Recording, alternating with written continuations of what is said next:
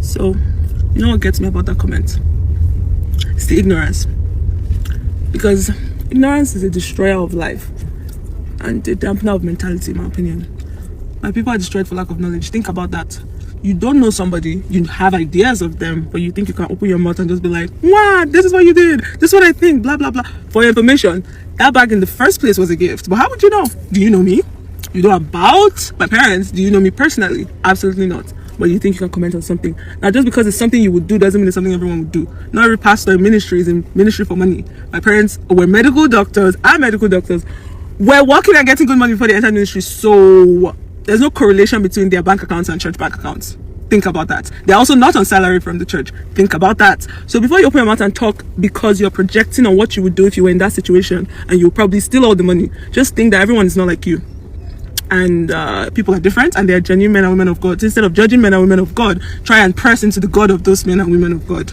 And maybe you'll understand why God keeps blessing them. Why 99% of what they wear is actually gifts. A lot of times, not even from church members.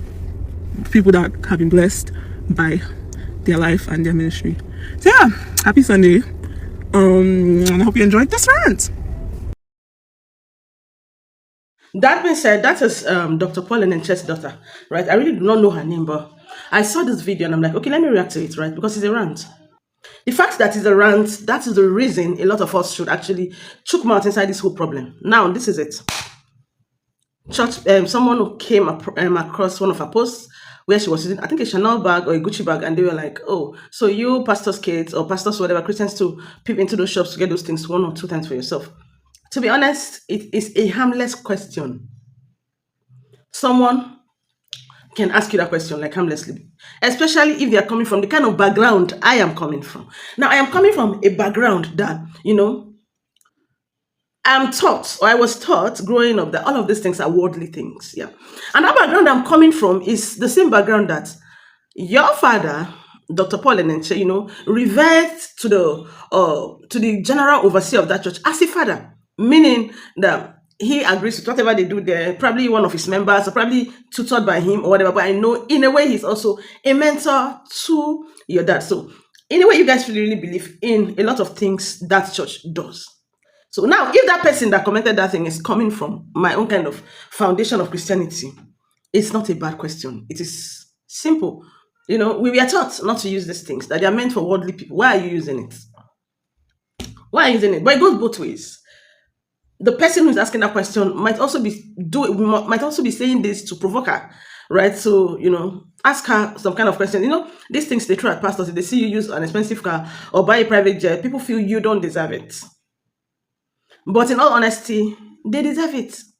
And let me throw it out there. Most of the things you see pastors use in their churches are gifts. I am telling you for a fact. Me, I am not covering anybody because I'm not married to a pastor. I'm just a Christian, right? I'm a born-again Christian.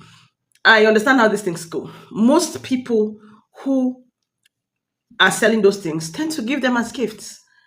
And you that has never been blessed before by anybody, nobody knows your father. Your father has not impacted to any generation. You see somebody gifting somebody else, you'll be like, why are they even gifting them? Is it because they are pastors? Oh, yes, because they have impacted their life in one way or the other. People still gift people. People still bless people.